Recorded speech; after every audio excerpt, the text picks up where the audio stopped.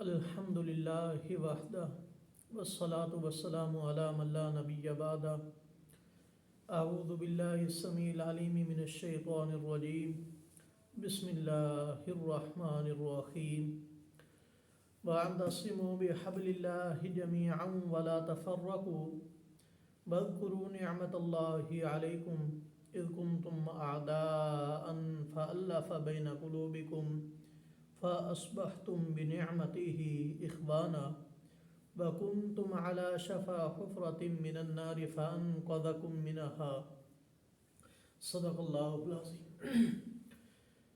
میرے واجب الاحترام سامعین محترم، السلام علیکم ورحمۃ اللہ وبرکاتہ۔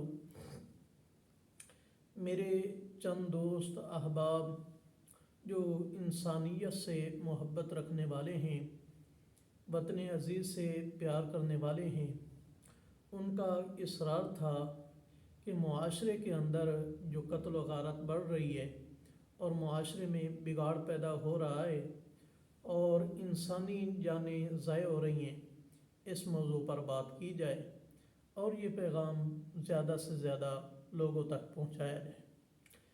ہر خطیب تقریر جب کرتا ہے، اسکول کے اندر کوئی طالب علم کرتا ہے، ٹیچر کرتا ہے، اور نبی پاک صلی اللہ علیہ وسلم سے کی آمد سے پہلے کے تذکرے کرتا ہے کہ جاہلیت اتنی تھی کہ لوگ پانی پلانے پہ لڑتے تھے، گھوڑے کے آگے پیچھے نکل جانے پہ لڑتے تھے، قتل و غارت ہوتی تھی۔ تو بھائیو، آج وہی حالت ہماری ہو چکی ہے کہ چھوٹی چھوٹی بات پر قتل و غارت ہو رہی ہے اور کئی انسانی جانیں ضائع ہو چکی ہیں۔ کئی ماں اور بہنوں کے سہارے لٹ چکے ہیں اور کئی بچے یتیم ہو چکے ہیں۔ ابھی تازہ میں آپ کو ایک واقعہ بتاتا ہوں۔ ادھر منڈی شہر کے قریب ایک گاؤں ہے، ادھر نالی کے پانی پہ جھگڑا ہوا تو ایک دوسرے نے بندوق اٹھائی اور فائرنگ کر دی، اور بوڑھے ماں باپ کا وہ نوجوان سہارا تھا، کما کے لاتا تھا، اور میں اپنے ساتھیوں کے ہاں اس گاؤں میں گیا، دیکھا تو جو شخص قتل ہوا ہے پورے گاؤں کے اندر اس کا گھر مٹی کا تھا صرف، باقی سب کی اینٹوں کے گھر تھے، کوٹھیاں تھیں، پکے گھر تھے، اس بیچارے کا کچا گھر تھا۔ اور ہم چوتھے دن اس کے گھر میں پہنچے تو اس کا والد گلیوں میں رو رہا تھا اور یہ صدائیں لگا رہا تھا کہ اللہ میرا شکوہ تیرے آگے ہے، اور کہتا تھا کہ اللہ میں نے ساری زندگی اس گاؤں والوں کی نوکری کی ہے اور آج مجھے یہ صلہ ملا ہے۔ تو بھائیو، انتہائی دکھ کی بات ہے، آج وہی ہماری حالت ہو چکی ہے جو نبی پاک صلی اللہ علیہ وسلم کی آمد سے پہلے تھی، کہ تھوڑی تھوڑی بات پر ہم ایک دوسرے کا قتل عام کر دیتے ہیں۔ تو اللہ تعالیٰ اس حالت کا تذکرہ کرتے ہیں، فرماتے ہیں کہ وَاعْتَصِمُوا بِحَبْلِ اللَّهِ، اللہ تعالیٰ کی رسی کو مضبوطی سے تھام لو، فرقے فرقے نہ بنو۔ اللہ تعالیٰ نے احسان کیا، فضل کیا، اپنی نعمت کی کہ محمد مصطفیٰ صلی اللہ علیہ وسلم جیسے نبی ہمیں دیے، اور انہوں نے آ کر انسانیت کو مقام دیا، انسانیت کو جینا سکھایا، انسانیت کو بتلایا کہ اللہ کے ہاں تمہاری قدر و منزلت ہے، اللہ کے ہاں تمہارا بہت بڑا مقام ہے۔ اللہ تعالیٰ نے پوری کائنات کے اندر اگر کسی کو محبوب ترین اور افضل بنایا ہے تو وہ انسان کو بنایا ہے۔ پھر اللہ تعالیٰ نے اس کائنات کے اوپر رحم کیا، قرآن پاک نازل کیا، محمد مصطفیٰ صلی اللہ علیہ وسلم نبی عطا فرمائے۔ تو اللہ تعالیٰ فرماتے ہیں میرے اس انعام کی وجہ سے، میری اس نعمت کی وجہ سے فَأَصْبَحْتُمْ بِنِعْمَتِهِ إِخْوَانًا، پہلے تم ایک دوسرے کے دشمن تھے، اور میرے احسان کی وجہ سے اللہ تعالیٰ نے قرآن پاک اور محمد مصطفیٰ صلی اللہ علیہ وسلم کے زبان فرمان کی وجہ سے آپس میں لوگوں کے دل جوڑ دیے۔ اللہ تعالیٰ فرماتے ہیں پہلے تم ایک دوسرے کے دشمن تھے، اب تم قرآن اور محمد مصطفیٰ صلی اللہ علیہ وسلم کے فرمان کی وجہ سے آپس میں بھائی بھائی بن گئے۔ اور وَكُنْتُمْ عَلَى شَفَا حُفْرَةٍ مِّنَ النَّارِ، اور پہلے تم دوزخ کے کنارے پہ کھڑے تھے، آگ کے کنارے پہ کھڑے تھے اور محمد مصطفیٰ صلی اللہ علیہ وسلم آئے، قرآن پاک آیا تو اللہ تعالیٰ نے تمہیں نجات دی اور اللہ تعالیٰ تمہاری ہدایت کے لیے قرآن کی آیتیں کھول کھول کر بیان کرتے ہیں۔ بھائیوں، پھر وہی نبی کے یار بنے، نبی کے ساتھی بنے اور ایک دوسرے سے انہوں نے اس طرح پیار کیا کہ پوری کائنات کے اندر اس کی مثال نہیں ملتی کہ نبی کے یاروں نے جو ایک دوسرے سے پیار کیا، احسار کیا، محبت کی۔ تو بھائیو، آج ہماری بدقسمتی یہ ہے کہ ہم اس قرآن سے دور ہو چکے ہیں، محمد مصطفیٰ صلی اللہ علیہ وسلم کی مبارک سیرت سے، ان کے فرمان سے دور ہو چکے ہیں۔ ہمارے اندر وہی جہالت آ چکی ہے جس کی وجہ سے روز لاشیں اٹھانی پڑتی ہیں۔ تقریباً ہر شہر کے اندر، ہر ضلع کے اندر روزانہ کی بنیاد پر کئی قیمتی جانیں ضائع ہو چکی ہوتی ہیں، کئی ماں اور بہنوں کا سہارا چلا جاتا ہے اور کئی بچے اور بچیاں یتیم ہو جاتی ہیں۔ تو بھائیوں، یہ سلسلہ اس لیے قائم کیا ہے کہ دوبارہ ہم پلٹیں اللہ تعالیٰ کی عظیم کتاب کی طرف، محمد مصطفیٰ صلی اللہ علیہ وسلم کے فرمان کی طرف، پھر ہم مومن بن سکتے ہیں، پھر ہم آپس میں بھائی بھائی بن سکتے ہیں، پھر دوبارہ الفت اور محبت کی فضا قائم ہو سکتی ہے، پھر امن کی فضا قائم ہو سکتی ہے۔ تو بھائیوں، اس کی سزا کتنی ہے قتل کی؟ حضرت عبداللہ بن عباس نبی پاک صلی اللہ علیہ وسلم کے چچا کے بیٹے، اور نبی پاک صلی اللہ علیہ وسلم نے ان کے لیے دعا فرمائی کہ اللہ عبداللہ کو قرآن پاک کی سمجھ عطا فرما۔ اور نبی کے یاروں کے اندر، نبی کے صحابہ میں یہ مفسر قرآن کے نام سے مشہور تھے۔ ان کے پاس کوفہ والے قاتل کے بارے میں مسئلہ پوچھنے کے لیے آئے کہ قاتل توبہ کرے تو توبہ قبول ہو سکتی ہے؟ تو حضرت عبداللہ بن عباس کہتے ہیں کہ قاتل مومن ہے اور مومن کا قتل کرنے والا ہے، تو پھر اسے توبہ کی توفیق کیسے نصیب ہو سکتی ہے؟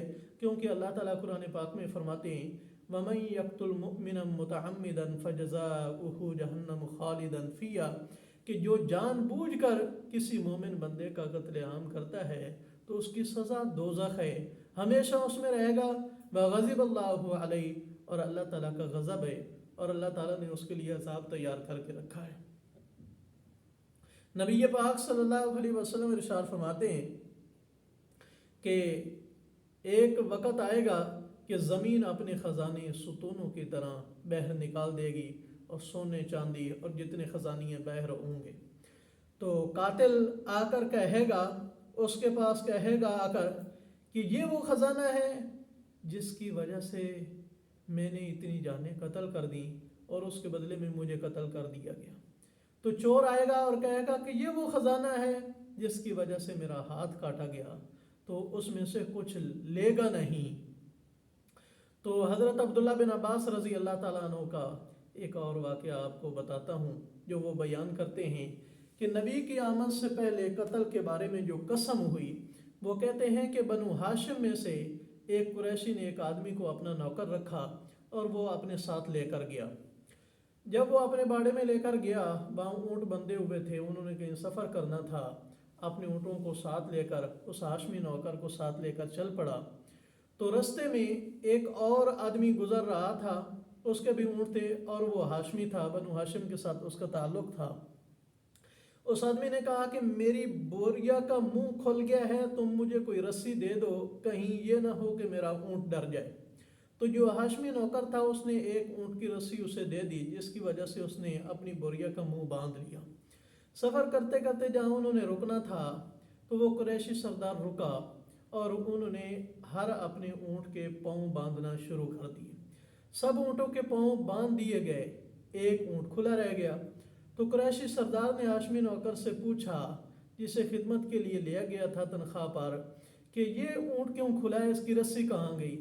تو وہ کہتا ہے کہ رستے میں ایک ہاشمی تھا، اس کی بوریا کا منہ کھل گیا تھا جس کی وجہ سے اس کے اونٹ بدک رہے تھے، ڈر رہے تھے، تو میں نے وہ رسی اسے دے دی۔